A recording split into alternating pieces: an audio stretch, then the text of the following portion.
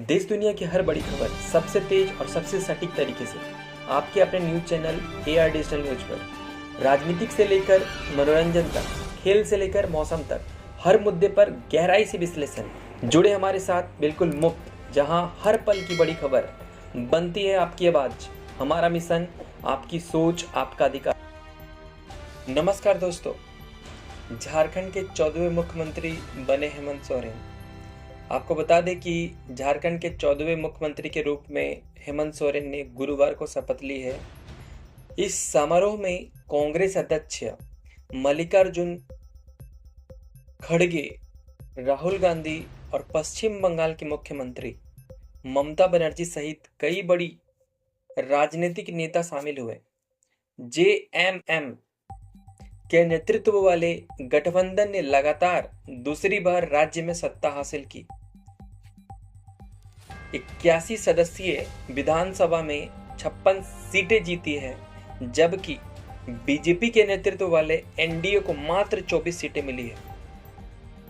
आपको बताते चले कि पदभार संभालते ही और झारखंड में CM पद की शपथ लेने के बाद मुख्यमंत्री हेमंत सोरेन एक्शन मोड में नजर आ रहे हैं।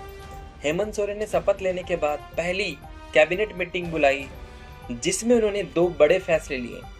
ACB DG के पद पर तैनात अनुराग गुप्ता को एक बार फिर झारखंड के DGP का अतिरिक्त प्रभार दे दिया गया है और मैया सम्मान योजना के तहत अगले महीने से ही महिलाओं को 2500 रुपए देने का आदेश दिया गया है। आपको एक बार फिर बताते चले कि झारखंड के मुख्यमंत्री हेमंत सोरेन गुरुवार को CM पद की शपथ लेने के बाद पदभार संभालते ही एक्शन मोड में नजर आ रहे हैं। शपथ ग्रहण समारोह के तुरंत बाद उन्होंने कैबिनेट की मीटिंग बुलाई और उसमें 2 बड़े फैसले लिए, जिसमें से सबसे पहले उन्होंने ACB DG के पद पर तैनात अनुराग गुप्ता को एक बार फिर झारखंड के DGP का अतिरिक्त प्रभार दिया गया है।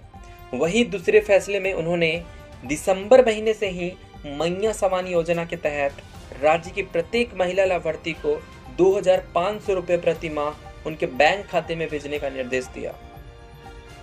आपको बताते चले कि वर्तमान में इस योजना के तहत 18 से 50 साल आयु वर्ग की महिलाओं को 1000 रुपए की वित्तीय सहायता दी जाती है।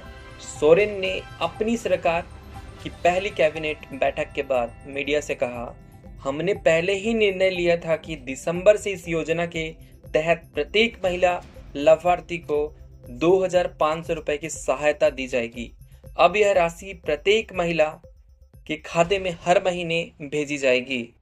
आपको बताते चले कि JAM के नेतृत्व वाली सरकार ने इस साल अगस्त में यह योजना शुरू की थी, जिससे राज्य की 50 लाख से अधिक महिलाओं को लाभ मिला है।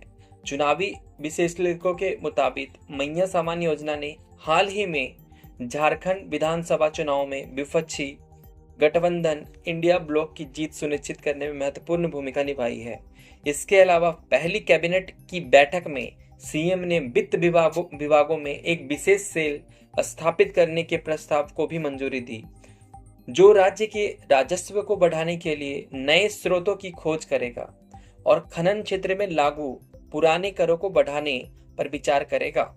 राज्य सरकार ने केंद्र सरकार से 2005 से राज्य के खनिज पर कुल 1,36,000 करोड़ रुपए की रॉयल्टी की मांग की है। यह मामला सुप्रीम कोर्ट तक भी पहुंचा था।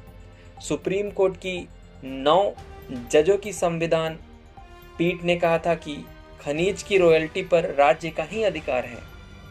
इसके अलावा आपको बताते चले कि पुलिस भर्ती के लिए भविष्य की परीक्षा प्रक्रिया की समीक्षा करने का निर्णय भी लिया गया है। झारखंड लोक सेवा आयोग जैसे JPSC और झारखंड कर्मचारी चयन आयोग जैसे JSSC सहित अन्य प्राधिकरणों को जनवरी 2025 से पहले सभी रिक्त पदों के लिए परीक्षा कैलेंडर प्रकाशित करने का निर्देश दिया गया है।